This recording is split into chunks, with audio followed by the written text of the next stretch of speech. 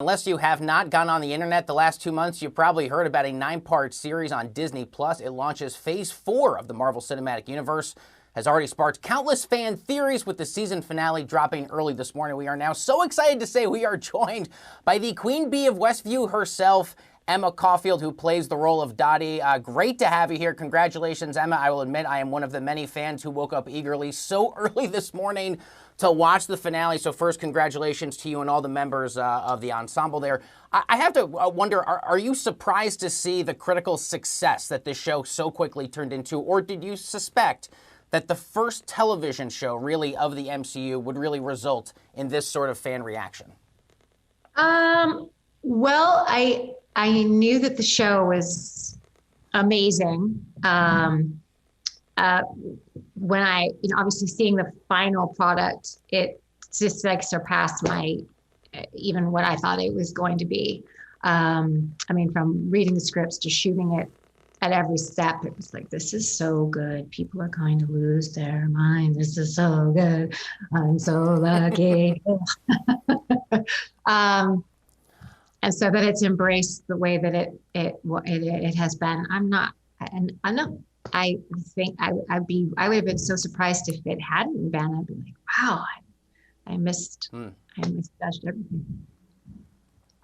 I mean, Emma, people who are looking at this series and recognizing things that kind of pay off episodes later on, I have to wonder, how much of the overall story were you told as you began development and principal production, or is it the sort of thing where you, along with everyone else, kind of found out as the episodes went along?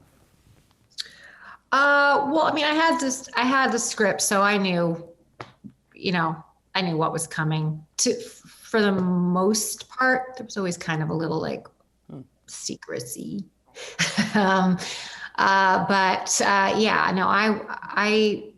I knew pretty quickly. I mean, when I was hired, I didn't know anything at all. I was completely in the dark about what this whole thing was. But once I started, I was like, oh, okay, this is amazing. And then seeing how everybody was incredible. Yeah, well, secrecy and the MCU certainly go hand in hand. Obviously, you've got a long history that fans really appreciate from Buffy and so many other projects. Were you a fan of the MCU? Have you watched phases 1 through 3 up through Endgame and Far From Home? When you came into the role, did you kind of go back and revisit some of the films that had come before? No, I did not. I made sure I was up to speed for sure. I wasn't totally caught off guard because there's just so many. It's a very intricate universe, so I didn't want to be caught up short or anything. But as far as for preparation for Dottie, I just talked to my friend and writer Jack Schaefer. I was like, okay, so there's a lot of text. It's a very dense library of content here. Can you help steer me what I should be focusing on, And she did. And then I was like, okay, great. So that helped me kind of just zoom in, made things a lot easier to the long run because there's a lot. What was it like to work with Jack again? Because I know you've worked with Jack before in your career, and obviously she served as showrunner and is being heralded as fans for this incredible contribution to the series. What was it like for you to reunite with her? Heaven. We've been trying to get together for, it's been 10 years since we did Timer. So, we've always just been close, and we just never, I don't know, nothing ever kind of came around. And she called and asked if I wanted to come play. And I was just like, absolutely. I don't care what it is, whatever you want. She is an absolute visionary. Every bit of success and accolade and applause, she deserves all of it and more. She's such a champion of the actors process, of the writers, of the crew. She's just this wonderfully supportive, hilarious, gifted person that I would read the phone book for her if she wanted me to.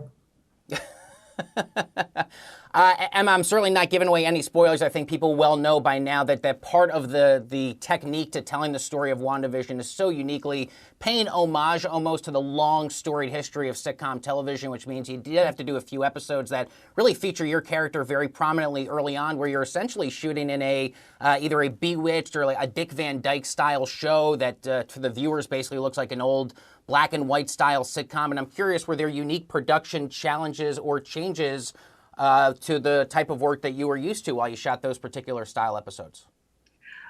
Well, I mean, especially those first couple, getting the period correct, making sure that the voice and the body language and all that stuff was spot on. You know, that the technical aspects of that was the most like actory kind of good stuff that you get to do. You know, approaching her from the outside in, getting all the you know, the clothes is part of it, and then the wigs and all the makeup that you put on so that when you're in the black and white, you know, that it pops, and just all that stuff, and being on the sets, being on the actual sets, and just feeling all the history there, and you know, the mid-Atlantic accent, making sure that was spot on. Courtney, our coach, is just a genius and just a heck of a good time as well. She's so much fun. You know, just a very supportive environment. And once you get that stuff, I kind of just, everything else kind of, for me at least, it came out through there. I had to get the shell of all that and the technical stuff down before I could start to really kind of dive into her a little bit.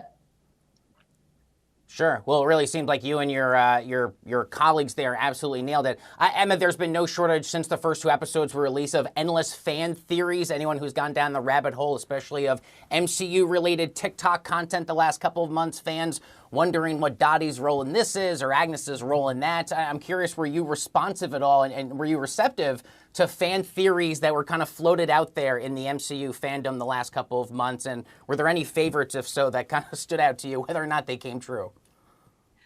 They were all my favorites. I loved all of them. I mean, obviously I knew like what the truth was, and I couldn't say anything. So it was like, these are all so good. And I wish that some of these were actually true, because that would be like my life would be made. It already is made because I have the best family, but like creatively, that would just be insane. I loved all of them. I was like, oh, Kevin Feige, are you listening?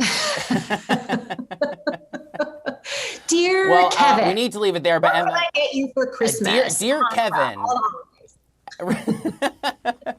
Dear Kevin, if you're listening, we happen to have a few ideas for you. We need to leave it there, Emma, but really congratulations to you and what everyone there accomplished. There has really never been a TV show trying to take on quite what you all did, and you stuck the landing wonderfully. So my congratulations and my special thanks for taking the time to join us here on a really big day for fans of the MCU. Emma Caulfield, of course, you all at home can check out the entire season of WandaVision. Please, please watch it. It is so incredible and available now to stream on Disney+. Emma, thanks a lot. And